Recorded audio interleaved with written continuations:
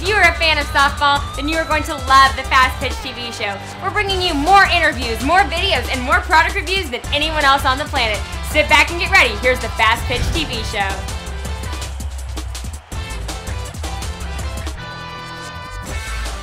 Hello and welcome to another episode of the Fastpitch TV show. Now, if you found our show on Facebook, YouTube, or another video sharing site, please check out our website, www.fastpitch.tv. Not fastpitchtv.com, just fastpitch.tv. It's the place to find all of our past episodes and a place to keep up with our future episodes too. And I'd like to thank our sponsor, Softball Junk. Now, please visit their website at, softballjunk.com, of course. Now, this week, I bring you part 1 of Alissa Haber's clinic at Softball Con. Now, we had an interview with her last week that started off, but Softball Con was a great softball conference. Go to their website, softballcon.net, to find out more information about the conference and to get updates about next year's conference, too. Now, Alissa's clinic was titled, I love this title, How I Learned to Hit 400. And this segment of the clinic is on the stance. So let's get to that clinic right after a word from our sponsor.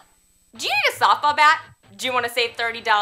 SoftballJunk.com is offering an additional $30 discount off the price of all non-sale softball bats on their website. That's right, $30. So the next time you buy a bat, go to SoftballJunk.com and enter the code FPTV30 during checkout. And wham! You just put a cool $30 in your pocket. So start with the beginning, right? That's the stance. And the stance, it's the very beginning of the swing, and for me, it's the foundation. It's the foundation upon which a consistent swing is built off of. And the one buzzword or buzzwords that I want you guys to remember is when we're swinging, we always want to avoid extremes, okay? And that's my motto when I'm hitting. So lower body, right? If we're a house, this is the foundation. It needs to be strong, it needs to be athletic, okay? So you guys are in the infield all the time. You guys don't stand like this, right? When you're waiting for a ground ball, you guys don't stand like this, right? These are what we would call extremes. Narrow stance, wide stance.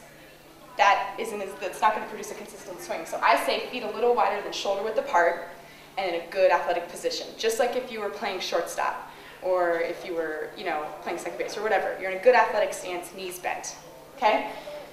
Want a square and balanced stance. So we'll go into this a little bit more later, but usually you want to have your feet square, so I have toe to toe, my big toes. I can draw a line that's parallel with the plate. Okay, we want to, We want to stay square here. And then we want our weight balanced on the inner half of the balls of our feet. Okay, so you guys can't see it because I have shoes on, but if you guys look at my knees here, I have flexion on the inside half of my legs so that it's like there's a basketball in between my knees. I'm trying to hold that basketball with my knees. We want our weight to stay centered. Okay, because if we're going to be doing a lot of hitting in the center of our body, we want to make sure that our weight is there as well. Because as you guys probably know, weight translates into power. Does that make sense? So weight on the inner half balls of our feet, feet wider than shoulder width apart, and then we want a slight bend at the waist, right? We don't want to be standing straight up, okay? We don't want to be out like this with our head over the plate asking for the pitch to hit us. We want to have a slight bend, okay? Because what happens is I put my head over the strike zone. And if the strike zone is where we want the ball to be when we hit it, we want to put our eyes there, right? You'll find that in hitting, you hit with two things. You hit with your eyes and your hands. And the better you can get that connection between your eyes and your hands to work, the more consistent you're going to be as a hitter. So the stance here on our lower body, nice athletic stance, flexion on the inner half, and then a slight bend at the waist. That's the lower body. Upper body, we have our arms in an L and a V shape. So I'm left-handed, I know. Weird. We have any lefties, by the way? No? All righties? Okay. Not everyone's born perfect, it's fine.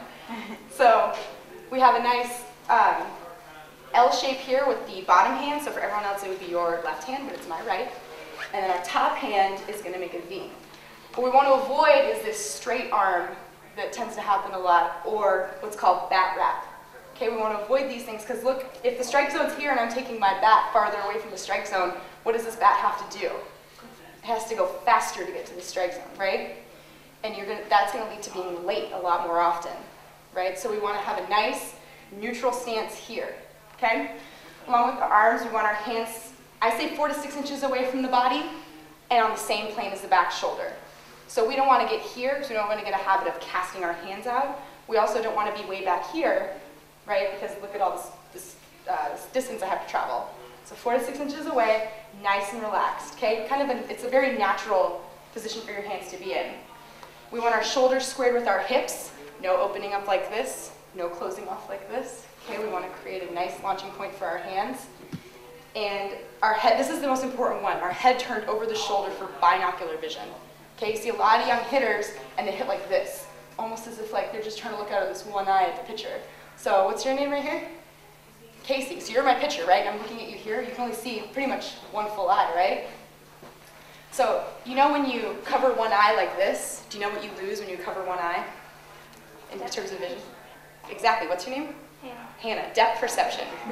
Right, you guys know what depth perception is? So being able to see things in space. So now I don't know how far away Casey is from me, and I can't tell. Like, you know, I can still see you, but my depth perception is off. And that, I mean, the same thing says for when you're hitting. Because if you don't have depth perception, you have no idea where the ball is and where it's coming from. So we want both of our eyes on the pitcher. And if we hit with our eyes, we want to make sure that connection between our eyes and our hands is accurate. If I only have one eye, one half of my brain telling me where the ball is, that's not as good if I had my entire brain trying to tell me where the ball is. Does that make sense?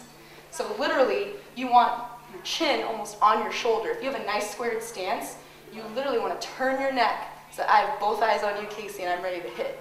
Okay? None of this like, I can kind of see you here. Binocular vision is what it's called, seeing with both eyes. Does that make sense? And then grip. What we want is, you guys know the door knocking knuckles should be lined up, right? We want a loose grip. Okay, and holding the bat in our door knocking knuckles like this, as opposed to the old-fashioned, like this. Who's been told to line up their knuckles like this before when they were younger? Anyone? Because I know I was when I was a kid. Nope. New day and age. Everyone's got their door knocking knuckles lined up. Does anyone know why? Anyone? Yeah, perfect. What's your name? Teresa. Teresa's right. It's called wrist flexion, right? So we can have wrist flexion. If I hold the bat like a death grip like this in my hands, right, I can't move the bat as well is if I'm holding it in my fingers, and then I have a nice loose grip. No death grips here. Okay, so everyone hold up your hand. Put it in a fist. Now shake it as hard as you can. As hard as you can. Harder, harder, harder. Okay, stop. Now open your fist. Have a loose hand. Now shake it. Which one's going faster?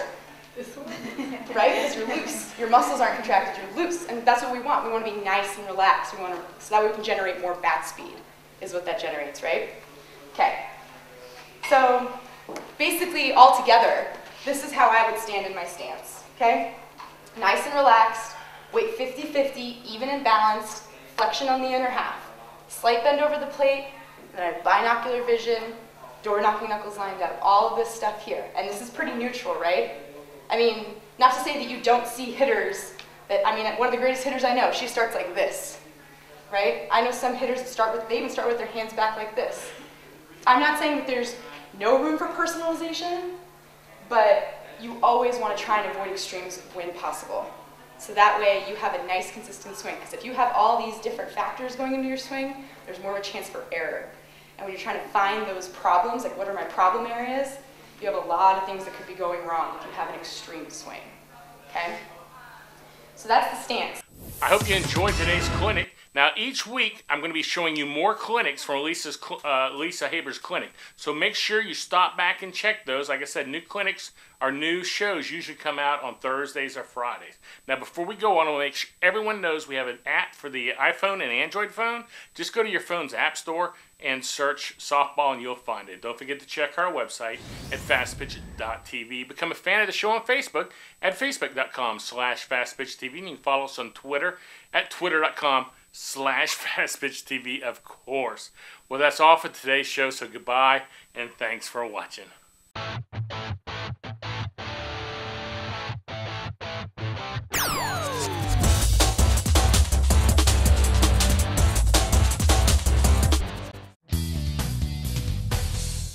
This show is a member of the Fastpitch TV network.